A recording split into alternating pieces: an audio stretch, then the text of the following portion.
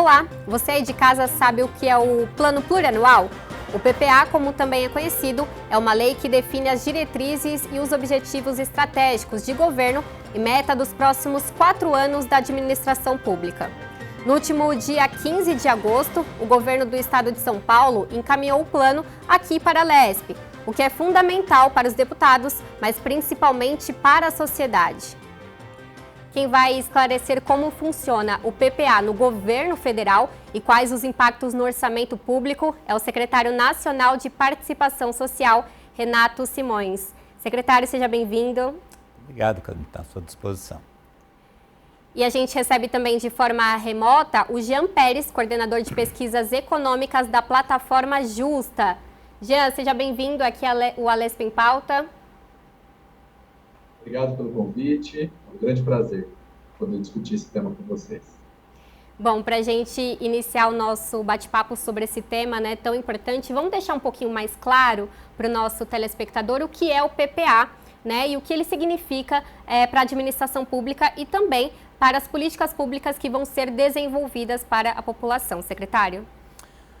Bom, o PPA é uma obrigação constitucional de apresentar à sociedade no primeiro ano do governante eleito qual é a perspectiva de médio prazo para a qual ele gostaria de organizar e planejar a ação de governo.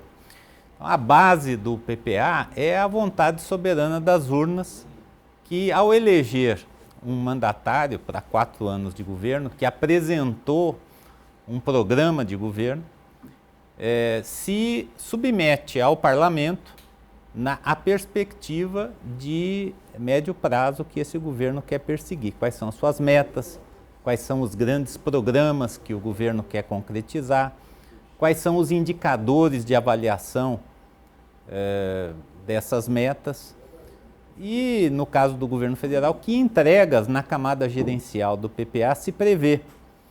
E nesse sentido é que ele é um instrumento muito fundamental, principalmente quando nós temos programas de governo muito contraditórios que se sucedem, né? Então, o governo do presidente Lula acaba de ter aprovado no Congresso Nacional a sua estrutura de ministérios, né? Foi editada uma medida provisória no primeiro dia de governo que reorganizou a ação do governo para os objetivos pelos quais o presidente Lula foi eleito. Mas os programas e as ações orçamentárias do primeiro ano do governante, como também no governo do estado, são ainda do PPA anterior e do orçamento do ano anterior.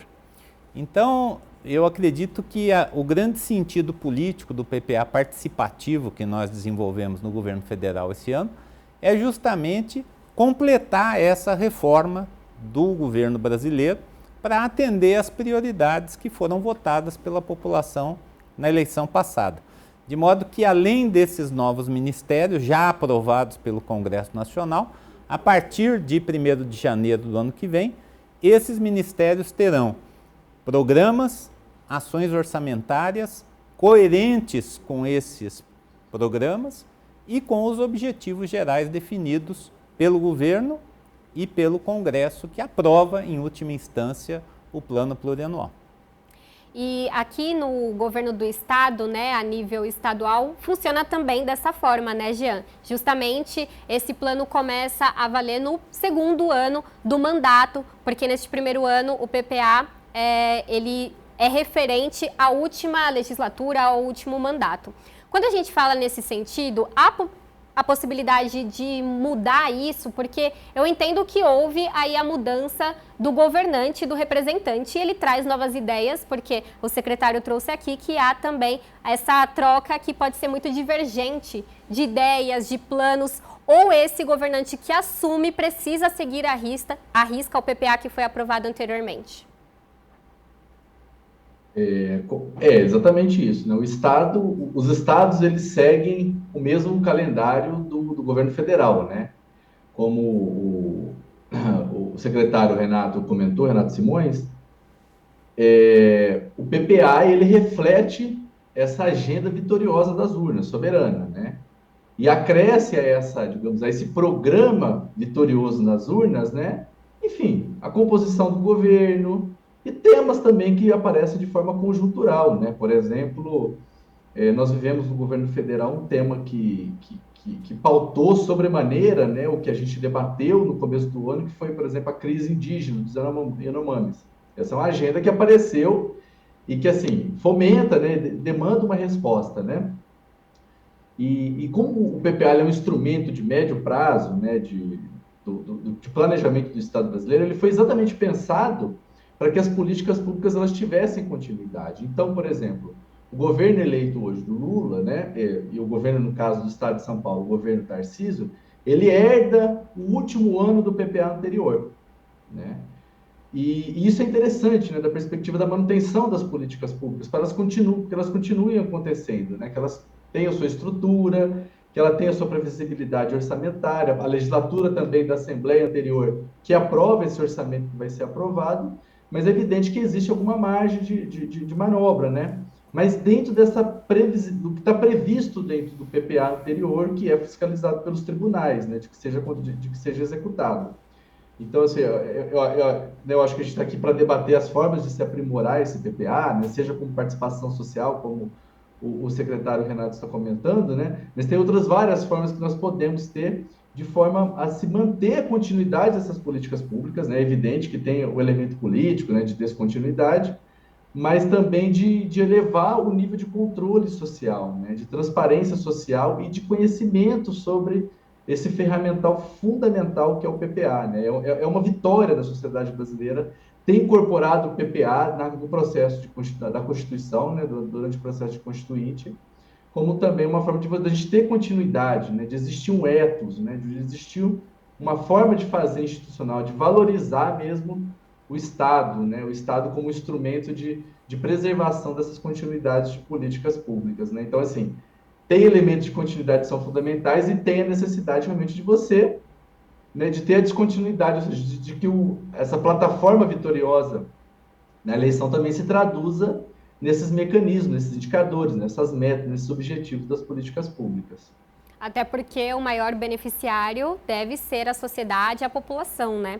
E aí eu queria só entender, secretário, da sua parte, explicar para a gente quais os impactos do PPA, do governo federal, nos estaduais. Você precisa seguir alguma linha de raciocínio, né? Porque a gente sabe que o nosso país é muito plural, então a gente tem alguns estados que têm essa política e um governante que foge ali do plano que seria o federal, né? Vamos dizer assim, o mandato, né? As eleições aqui no nosso país foram bem disputadas. Então, a gente tem em vários estados, por exemplo, governantes de direita que às vezes não têm a mesma linha de raciocínio do governo federal. É preciso seguir isso? Há alguma obrigatoriedade? A obrigatoriedade é definida pela Constituição e pelas leis, né? Não há, evidentemente, nenhum governante com autorização para governar contra a legislação vigente e contra a Constituição, principalmente, que é quem baliza os instrumentos de planejamento.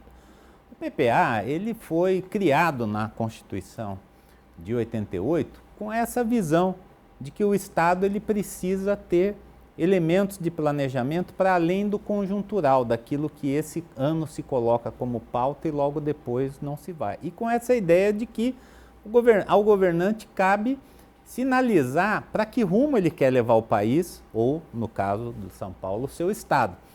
Bom, muitos teóricos discutem, né, a relevância desse sistema atual e os seus limites, né? Um dos limites é esse, nós fazemos um planejamento de um país que corre em paralelo com o planejamento dos estados.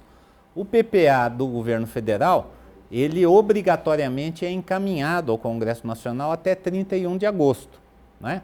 E você mesmo já mencionou, o governador já encaminhou aqui para a Assembleia o seu PPA em 15 de agosto, portanto, ele não sabe o que virá no PPA do governo federal. Claro que quando a gente faz o PPA nacional, há várias instâncias de consulta, né? Nós temos, por exemplo, o CONCEPLAN, que é o Conselho Nacional dos Secretários de Planejamento, que fazem essa discussão federativa prévia, né? Da mesma forma que nós tivemos, no caso do governo federal, uma grande mobilização presencial né? Foram 27 plenárias nos estados e no Distrito Federal, com a presença de no mínimo 2 ministros, a ministra do Planejamento, Simone Tebet, e o ministro da Secretaria-Geral da Presidência, Márcio Macedo, mas em muitos estados uma grande participação de outros ministérios, e sempre convidando o estado a participar. Dos 27 estados, nós tivemos 20 estados em que os governadores estiveram presentes ou através do seu vice. Então, esse processo, ele cria sintonias, mas ele não é previsto, até porque nós temos um sistema de federação, né? Não há um planejamento centralizado obrigatório para todas as entidades federadas. Inclusive o calendário dos municípios, o calendário eleitoral dos municípios é diferente, né? Nós temos eleição a cada 2 anos e os estados e a União renovam seus governos no mesmo período, né? Os municípios em outro período.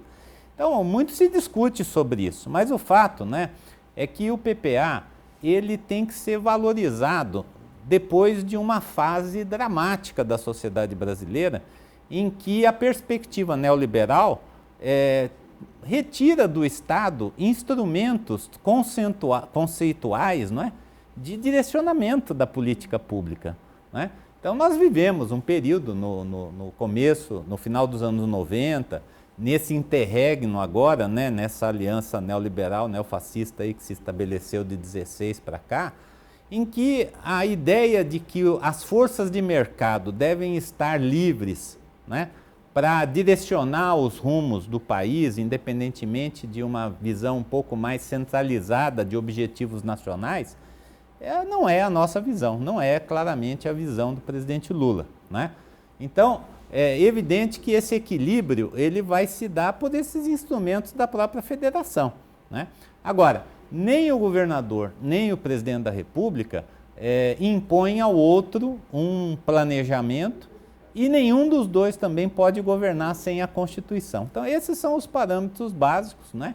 E a gente espera, né, essa visão republicana do presidente Lula, de que não se relaciona apenas com os governos estaduais alinhados com ele, né? Nós já tivemos metas no nosso PPA e o próprio lançamento do PAC agora, que foram compartilhados com os governadores previamente. O Plano de Aceleração do Crescimento, lançado no Rio de Janeiro agora, e que vai incorporar as suas metas no PPA e no orçamento, eles nasceram de prioridades também trazidas pelos governadores. 3 prioridades de cada governador, independente de que partido eles representam, né? Então, acho que nós estamos vivendo uma nova fase do país de maior civilidade, em que o presidente da República não hostiliza ninguém porque não é adepto das suas ideias, e essa negociação democrática que vai presidir, né, os rumos do país nos próximos 4 anos. Então, a gente tem essa liberdade, né, ideológica para a construção do PPA, claro, como o senhor trouxe, respeitando a Constituição. E aí eu queria entender com você, Jean, como que é a construção desse PPA aqui no estado de São Paulo, né? Como ela se deu, como ela foi feita, e você falou justamente nessa possibilidade de aprimorar ainda mais esse plano aí que vai vigorar nos próximos 4 anos. Exatamente. Existe digamos, alguns parâmetros básicos, né? Que além dessa questão constitucional, né, existe legislações que cria, né, parâmetros mínimos para essa construção ser, né, o mais transparente, democrática possível, né? E partindo do pressuposto, né, que não é só uma questão eleitoral, de uma vitória eleitoral, mas também do debate, né, que se fomenta depois, da composição, a própria Assembleia Legislativa tem um papel decisivo nisso, existe uma obrigatoriedade dos governos de consultar a população, né? Então, assim, a figura das audiências públicas, ela é uma exigência, né? Só que, como toda exigência, né, ela é uma exigência mínima, né? Você pode fazer muito mais do que isso. E isso é um marcador, assim, dos governos, né? Como que são estruturadas esse esforço prévio do governo para poder consultar a população, se é um patamar mínimo ou se é um patamar realmente edificante, né? E a Assembleia, ela se depara muito com isso, né? A questão como que a participação da população na formulação das políticas públicas. E, via de regra, O momento mais agudo é o orçamento, né? O Renato, ele, né, foi deputado, ele sabe isso, vocês aí da TV Assembleia sabem que as demandas elas chegam na Assembleia muito durante o processo orçamentário. Então, a hora que vai definir recursos para políticas públicas, chegam as demandas dos vereadores, das câmaras municipais, dos prefeitos, e esse processo ele sucede a própria ideia do PPA, né? O orçamento ele é um pedaço do PPA, ele é um quarto do PPA, porque o PPA ele condensa exatamente um horizonte de 4 anos, de 4 orçamentos anuais, né? Então, assim, o esforço nosso, né, dentro do Justo, o esforço da sociedade civil que tenta, né, pleitear maior espaço nessa participação, é justamente de, primeiro, explicar a importância do PPA. Por que ele é tão central? Ele é mais central do que discutir o orçamento em si. Porque, né, só para ter uma ideia, a proposta que chegou do governador no dia 15, ela prevê aí, né, recursos líquidos para únicos exclusivos do Estado, da ordem de 841 bilhões de reais para os próximos 4 anos, entendeu? Então, o PPA está discriminando como que vai ser gasto praticamente, né, 1 trilhão de reais nos próximos 4 anos, entre despesas com a segurança pública, com a saúde, né, com a educação básica toda, ela é estadual, né? O Estado de São Paulo ainda contém 3 das maiores universidades do Brasil que são estaduais, a Unesp, a USP, a Unicamp, né? Nós temos todo o sistema de tribunal de justiça estadual. E esse processo, né, do PPA, ele parte do que nós temos hoje, né? Essa é a conversa do PPA, né? O que nós temos em 2023, e o PPA ele vai vigorar a partir de 2024, ou seja, o que nós vamos começar a fazer em 2024 para a gente chegar num cenário diferente em 2027. Então, seria justamente isso, né? Onde que nós estamos e para onde a gente vai. E esse preâmbulo todo que eu estou fazendo é justamente para a gente ter a seguinte ideia, né? Esse processo, como a gente está hoje, ou seja, qual que é a nossa taxa de analfabetismo, questões importantes, qual que é a saúde, como que está a saúde, como que está a assistência ambulatorial, como que está organizado a polícia estadual, né? Qual que é o esforço do Estado com o funcionalismo, né? Qual que é a política de carreiras para os funcionários públicos do Estado. Esse diagnóstico ele é essencial para saber onde a gente quer chegar, dado que nós temos 841 bilhões de reais para serem aplicados nesse período. Então, isso é fundamental, esse processo de consulta à população. Então, o governador ele teve até o dia 15 de agosto para levar essa proposta para a Assembleia e ele pôde consultar a população. Né? E nessa proposta ele explica, né? Ele é obrigado a explicar como que ele consultou. E os dados eles são muito tímidos, né? Nós temos observado, por exemplo, eu até trouxe alguns dados aqui, né? Por exemplo, audiências estaduais, né? A audiência estadual de Sorocaba, a audiência regional de Sorocaba, ela não teve nenhuma participação, não teve nenhuma proposta. Todas foram virtuais, né?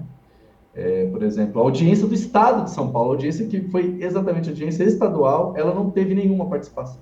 Ela foi muito mal divulgada na nossa avaliação. E esse processo ele é danoso. Para a gente entender só o porquê, né, dessa falta de participação, o senhor acabou falando, né? É uma falta de divulgação, até mesmo de interesse da população em entender melhor sobre o PPA, em participar. Como que você avalia, né, essa falta de participação da população? Ah, sim. É uma boa pergunta, né? Eu acho que é uma pergunta que remete mesmo é a pergunta central da questão da cidadania, né, da nossa participação, né? O nosso esforço é para explicar. O PPA é importante, ou seja, se a gente partir desse pressuposto de que temos que explicar que o PPA é importante, é de que para muitas pessoas o PPA não é algo de domínio público, né? E aí nós podemos tecer alguns comentários, né? Eu acho que esse processo ele foi muito mal divulgado, muito mal organizado, né? Existe também essa falta de interesse, essa questão de falta de informação, de formação de uma parcela. Mas existe na sociedade paulista, né, no interior de São Paulo, movimentos organizados que teriam muito a contribuir com debates setoriais, né, sobre a saúde, sobre a educação, tem o próprio movimento dos servidores, tem as questões regionais, né, o federalismo, né, ele não é só estadual, mas ele tem uma dimensão regional, né, tem as questões regionais, né. O Estado de São Paulo tem diferenças regionais importantíssimas. Por exemplo, o PPA, ele está na Constituição que ele é um instrumento de redução das desigualdades regionais. E nós poderíamos discutir qual que é a diferença da saúde no Vale do Ribeira para o Vale do Paraíba, regiões próximas com índice de desenvolvimento humano completamente díspares, entendeu? qual que é o nível de desemprego entre os jovens nos grandes centros urbanos em relação aos centros, às zonas rurais. Essas questões elas deveriam ser levadas, né? A importância do PPA deveria ser também um esforço do Estado por colher informações também com a população, né? Nós sabemos que o Estado ele tem uma burocracia muito capaz. Ele tem mecanismos, ele tem institutos de pesquisa, ele tem universidades que podem ser mobilizadas para se levantar um bom diagnóstico, mas isso não pode ser feito de forma substitutiva também à consulta à população, saber como que a população enxerga os seus problemas, como que ela levanta, ela hierarquiza essa ordem de problemas. Então, assim, é uma questão complexa essa sua pergunta, Sim. Mas eu acho que do exercício da cidadania e o PPA seria um momento muito importante para a gente tentar, pelo menos, começar a responder essa pergunta. Sim. Aqui no estado de São Paulo foram realizadas 18 audiências públicas, todas virtuais. Queria entender agora com o senhor secretário como é que foi esse processo de consulta popular para o PPA participativo a nível federal, né? E como que vocês conseguem, né, englobar, porque eu acho que é uma dificuldade, né, como o próprio Jean trouxe, essas especificidades de cada estado, por exemplo, né, de cada região, para se ter um PPA mais justo? Bom, realmente foi uma experiência bem interessante, porque o governo federal sempre fez alguma participação social nos seus PPAs nos governos Lula e Dilma, né? A gente partiu daí, né? O foco básico era o que a gente chamava de Fórum Interconselhos, né? Então, os conselhos nacionais, a parte da sociedade civil desses conselhos, constituía o Fórum Interconselhos, que era uma camada de participação social eleita pela população de alguma forma, ou em conferências, ou pelos processos próprios de cada conselho. Nós tínhamos, desde o início, uma limitação para isso, porque o governo anterior baixou um decreto que buscava extinguir toda a participação social. Não fosse uma decisão do Supremo Tribunal, o presidente Bolsonaro teria conseguido, mas ele fez um estrago grande, porque parte dos conselhos foram extintos, parte dos conselhos foram mutilados e parte dos conselhos foram neutralizados. Então, nós tínhamos uma reconstrução a fazer. No primeiro Fórum Interconselhos, que discutiu a dimensão estratégica do PPA, participaram apenas 20 conselhos que até abril estavam em processo de reconstrução. No segundo, agora, para discutir a dimensão tática, nós já fomos para 32 conselhos. E vários processos de reconstrução de colegiados com participação social. Então nós dissemos, não pode ser o único, principalmente porque esse PPA é o PPA da união e da reconstrução. Então nós vamos ter que buscar outras formas de garantir mais representatividade, inclusive perante um Congresso Nacional que tem uma correlação de forças que não é exatamente aquela semelhante à do governo. Então, para isso, nós buscamos duas dimensões, o território e o digital. No território, nós não tínhamos perna, nem condições, nem instrumentos para fazer plenárias presenciais territoriais. Então, nós estimulamos aonde isso foi possível. Por exemplo, vários estados do Nordeste já organizam o seu PPA por território. Foi por lá que nós começamos, num convênio, numa ação coordenada com o consórcio do Nordeste. Mas em todos os estados, nós íamos com essa dupla tarefa, estimular atividades autogestionadas nos territórios, e nós tivemos, então, 27 plenárias, com o mundo político do estado muito ativo, uma presença da imprensa regional muito forte, e 34 mil pessoas que participaram presencialmente desse processo das plenárias. E também a gente centralizava as propostas que vinham dos territórios, das atividades autogestionadas, numa plataforma digital que foi lançada especificamente para isso, que é o Brasil Participativo. O interessante é que nós tivemos uma participação, uma vontade de participação tão grande que nós tivemos que limitar a 10 propostas por plenária que eram preparadas por uma assembleia anterior. Então, 3 dias antes da plenária estadual, baixava aqui em cada estado uma equipe da Presidência da República que reunia com os movimentos sociais, conselhos, em assembleia, que às vezes tinham 200, 300 pessoas, para definir 10 temas prioritários para aqueles movimentos, que seriam então apresentados na plenária estadual.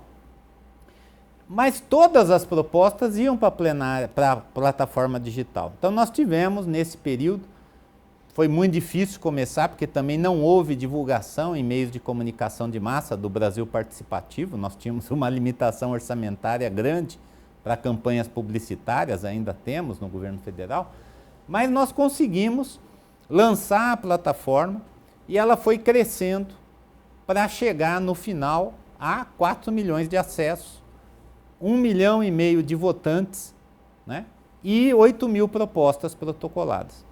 Então, o nosso desafio posterior foi organizar essas propostas, né? Então, nós priorizamos as 20 propostas mais votadas por ministério e as 50 mais votadas no geral. E todos os ministérios tiveram que estudar essas propostas para absorvê-las. Então, significa que os ministérios interagiram diretamente, né, com 10% dessas propostas, com 800 e tantas propostas, 20 por ministério, né, e as mais votadas centralmente. E dessas nós tivemos algo em torno de 500 e tantas que foram compatíveis com o PPA, porque às vezes na plataforma digital a pessoa propõe uma obra que é do município, ou propõe uma PEC que é de competência do Congresso Nacional. Ninguém fez curso de PPA para participar, né? Então, nós tivemos um primeiro trabalho prévio que foi, das 800 e tantas propostas, selecionar aquelas que são uma pauta política que o governo vai continuar tratando, mas focar nas propostas para o PPA. E aí nós tivemos uma absorção de quase 70% dessas propostas plenamente, né? E de algo como 20% parcialmente. Então, a ideia é que as políticas públicas do governo federal absorvam essa vitalidade. E a plataforma, como bem explicou o professor, nós temos um objetivo regional também a cumprir. Então, os dados eles foram quantificados por região do país e por estado, de modo que a gente sabe que essas propostas têm mais apelo na Amazônia do que aquelas que têm mais apelo no Sudeste. De que as propostas ambientais para um bioma são diferentes do outro. Então, essa ponderação regional é que ficou a cargo dos ministérios. Nós vamos ter agora, então, aproveito para divulgar, no dia 29, a devolutiva da participação social. Então, o Ministério do Planejamento vai apresentar para o Fórum Interconselhos o que é que foi absorvido e de que forma, na forma de um objetivo geral, de um objetivo específico, de uma meta, de um indicador ou de uma entrega.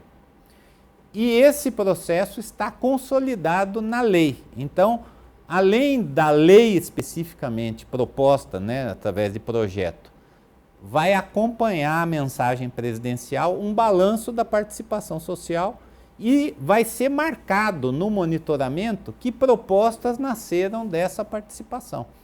Então aí nós abrimos um outro processo depois que o Congresso terminar o seu trabalho. Sim. Porque a partir do dia 31, o projeto protocolado, agora é o Congresso que vai fazer suas audiências públicas, suas consultas e vai deliberar. Mas a partir de 1º de janeiro nós vamos monitorar. Então também o monitoramento participativo, eu vi que o governador previu a revisão bianual do PPA, é algo muito importante, nós também estamos prevendo. Mas nós vamos fazer isso de forma participativa. Então, a nossa metodologia de transparência e de governo digital e governo aberto, são 3 estratégias que o governo federal já lançou, prevê que todas as metas serão acompanhadas ao mesmo tempo. Os relatórios governamentais das metas serão divulgados e os conselhos vão interagir e através da plataforma do Brasil Participativo os dados estarão disponíveis para a sociedade monitorar. E ao final de 2 anos nós faremos a revisão participativa do PPA. Então, novamente nós vamos mobilizar, talvez não nessa escala toda, né? Mas vamos mobilizar a sociedade civil para avaliar a entrega dos primeiros 2 anos e planejar os próximos 2. Sim.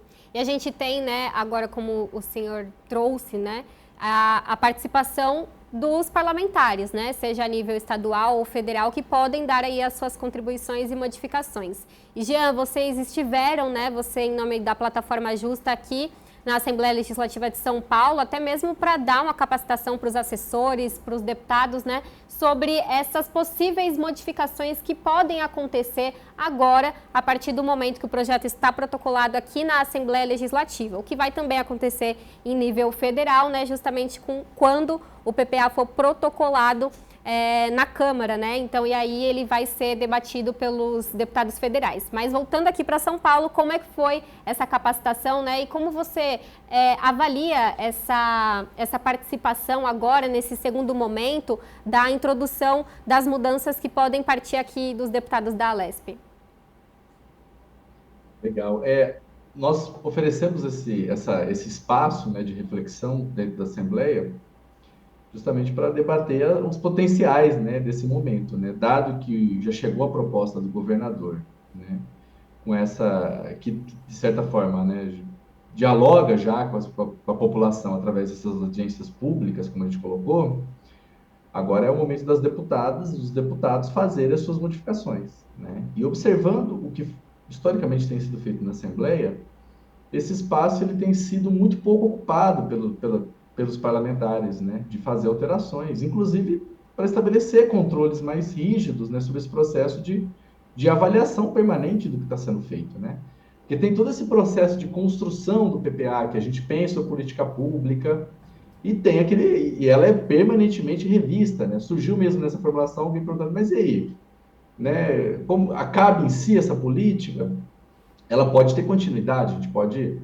Tem certas políticas que são perenes no Estado, tem outras que acabam, tem outras que começam e acabam dentro de um horizonte de um PPA. Né? Mas o que é importante é a gente ter controles muito bem definidos sobre essas políticas. Né? E um elemento que a gente levantou é que os indicadores, por exemplo, dessas políticas públicas, eles sejam claros, né? Intuitivos sobre o que se pretende com essas políticas. Né? E isso a gente vê que é bastante... pro forma, para ser bastante generoso, assim, com o que tem sido feito historicamente no estado de São Paulo, principalmente, né? Indicadores que não dialogam com o diagnóstico, né? Então, assim, nós temos, por exemplo, o eixo de segurança, em que se faz o diagnóstico que a segurança, por exemplo, tem um recorte feminino, né? As mulheres são vítimas de uma forma de violência, tem um recorte etário, né? Que os jovens sofrem determinado tipo de violência, tem um recorte racial, ou seja, as pessoas negras, elas sofrem um tipo de violência. A violência não é a mesma para todo mundo, né? Ela é muito diferente. E quando nós vamos acompanhar os indicadores eles tratam de forma homogênea, ou seja, tratam os homicídios por 100 mil habitantes. Ou seja, na nossa avaliação tem um problema de continuidade, deveria existir um indicador que dialoga com cada um desses diagnósticos, entendeu? Então, o diagnóstico, essa ideia de que eu sei, como está o Estado hoje, né? E onde a gente quer chegar daqui a 4 anos, ele tem que ser ele tem que ter continuidade ao longo do processo de construção do PPA, ou seja, eu faço um diagnóstico, eu construo políticas públicas que vá atacar esse diagnóstico e eu faço acompanhamentos. E o que a gente conversou com os assessores é isso, né? Os assessores querem realizar o seu trabalho a contento ao longo desses 4 anos, acompanhando o PPA. É importante que eles incidam agora, realizem as emendas mais potencialmente favoráveis à atuação parlamentar, ou seja, torne o PPA o mais intuitivo possível, né? Então, ou seja, construa indicadores que dialoguem exatamente com aquele tema que é importante, é caro para o deputado, seja uma questão de desenvolvimento regional, de saúde, educação, por exemplo, direito, né, dos animais, é uma questão que apareceu, né, a própria questão racial. Então, assim, o PPA, ele é uma peça que tem uma base mínima, mas ele tem muita maleabilidade, né, como estava explicando o secretário Renato Simões, né? Ou seja, o governo ele dá a marca dele, ele dá a característica dele. Mas isso não é só do governo, né? A palavra final está com o parlamento. O parlamento ele pode alterar, ele pode incorporar demandas fundamentais da população que não estejam contidos ali. Né? Então, esse momento agora, essa etapa que nós estamos vivendo, né?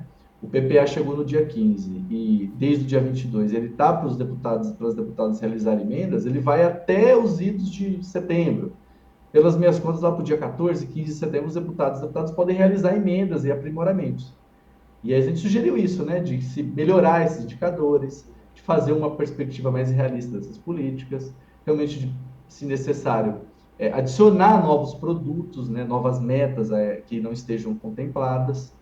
E esse é um processo agora parlamentar, né? E também não é imune, né, a participação social, né? O próprio parlamento ele cria mecanismos, o parlamento ele realiza audiências públicas no caso do orçamento que está acontecendo em todo o estado de São Paulo, e os parlamentares eles também podem ser provocados, né, pelos movimentos sociais, pelas pessoas, pela população, pelos eleitores, para realizar determinado trabalho parlamentar, né? E isso é o fundamental, né? O trabalho dos parlamentos estaduais, eles são muito secundarizados nesse momento, né? Assim, há um processo de esvaziamento dessa atuação, né? Via de regra, né? É muito pouco coberto nesse trabalho, a gente também tem um problema de formação. Então, o intuito dessa nossa formação foi justamente levantar as possibilidades desse aprimoramento por parte dos parlamentares, né? E, de certa forma, para acompanhar, né? Para criar mecanismos da gente fazer esse acompanhamento permanente dos esforços do PPA, essa própria revisão que está sendo proposta. Esse PPA, por exemplo, ele, pela primeira vez no Estado de São Paulo, foi instituído metas anuais, isso já é um avanço. Houve uma sincronização ao ODS, né? Que é uma plataforma de temas, né, levantados, de padronização da atuação pública e privada, né, nos espaços institucionais. Então, tem várias questões que podem ainda ser aprimoradas e elevar, né, o nível de conhecimento e de controle social sobre o processo da execução do Plano Plurianual do Estado de São Paulo. A gente viu como exemplo, né, que aqui no estado de São Paulo ainda falta esse investimento em trazer a população, né, essa busca ativa para a população participar da construção do PPA e até mesmo essa clareza dos deputados, como o Jean trouxe, na participação e na possibilidade da modificação desse projeto, né? A gente sabe que todo ano a Assembleia Legislativa de São Paulo se mobiliza por conta do orçamento do Estado de São Paulo, né? Que também é importante, mas como o Jean trouxe para a gente, é um quarto de toda essa fatia que seria o PPA.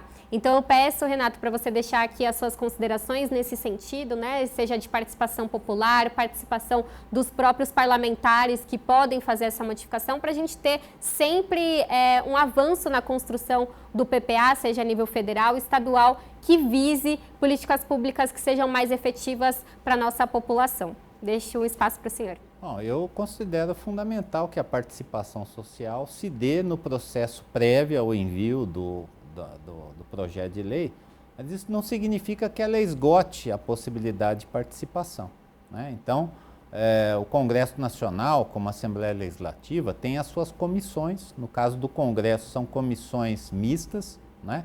Então, o projeto tramita na Comissão Mista de Orçamento, que estabeleceu o relator do PPA, relator do orçamento, e essa vinculação, ela se dá justamente pela meta, né? Porque quando a gente discute só o orçamento, a gente está discutindo como é que a gente movimenta dentro de uma mesma meta recursos que são finitos. Mas o parlamento tem a possibilidade, inclusive, de mexer nas metas, né? Se a gente considera, né? E o PPA não fala de dinheiro, quem fala de dinheiro é o orçamento. O PPA fala de objetivos, de metas e de indicadores para chegar nessas metas. E até define algumas entregas concretas que serão feitas em 4 anos. Agora, se eu defino lá que a nossa meta para a erradicação da pobreza é atingir X milhões de pessoas em 4 anos, eu não posso apresentar um orçamento que represente algo ínfimo no objetivo que eu estou me colocando. Então, essa coerência entre o que se propõe para levar o país ou o Estado a determinado objetivo e o recurso que a gente aloca ali é algo fundamental. E nós perdemos isso no Brasil. O Poder Executivo ficou refém de uma estratégia de governabilidade do governo anterior que instituiu orçamento secreto. As pessoas não sabiam aonde é que o dinheiro está vindo. Então, agora a gente se assusta de ver o seguinte: bom, foram bilhões de reais para programas de robótica em escolas que não tinham o básico para funcionar, que não conseguiriam gastar aquele dinheiro. ou recursos para a saúde que foram mandados para municípios em que na prestação de contas se vendia a ideia de que uma vez e meia a população daquele país teria feito o exame de HIV, para justificar o dinheiro que recebeu para aquilo.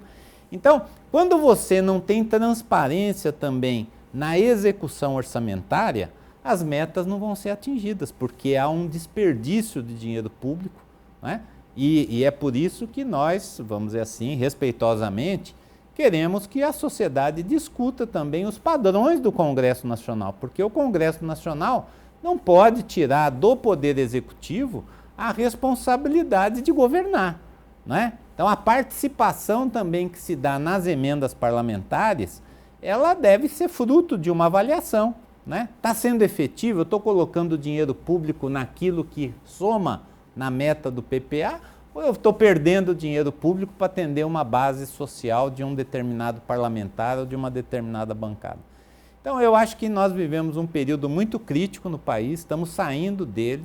Nós precisamos reconstruir relações republicanas entre o legislativo e o executivo, também em matéria orçamentária, e para isso eu acho que total transparência é fundamental, né? Daí o empenho que o presidente Lula teve de convocar o PPA participativo, de ter colocado 2 ministros de Estado para percorrer o Brasil, né? O ministro Márcio Macedo e a ministra Simone Tebet, saíam com a caravana na quarta, faziam 2 estados na quinta, 2 estados na sexta, 1 estado no sábado, sempre com grande divulgação prévia no estado, né? Justamente porque nós queremos também que o Congresso Nacional entenda, isso que o professor Jean falou, né? Quando chega uma peça que teve participação social, não é só o governante que está comprometido com aquela peça. São as pessoas, entidades, movimentos, conselhos, forças políticas, empresários, enfim, aqueles setores que se organizaram previamente para discutir, né? Isso, evidentemente, não anula a autonomia total do legislativo para conduzir a sua tramitação, mas impõe também a necessidade de uma ponderação e de um diálogo construtivo entre os 2 poderes para apresentar o melhor planejamento e a melhor destinação de recursos. Queria agradecer muito aqui a sua participação, a participação do Renato Simões e também do Jean Pérez, coordenador de pesquisas econômicas da plataforma Justa. Secretário, mais uma vez, super obrigada pela sua participação e disponibilidade. Obrigado. Jean também, muito obrigada.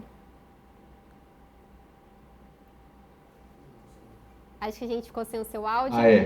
Isso, muito obrigado. Eu agradeço novamente esse convite, né? Foi um grande prazer passar esse período aí com vocês discutindo essa questão importante. E eu acho que assim, a mensagem nós tentamos aqui, eu acho que a gente conseguiu passar para quem está nos assistindo, para quem vai acompanhar essa conversa, é de que a ideia de que a construção, né, de uma peça da envergadura do PPA, ela é uma conversa que nunca acaba, né? É essa a ideia, né? Eu já estou há quase 20 anos atuando como economista do setor público, como pesquisador, né, das questões do Estado.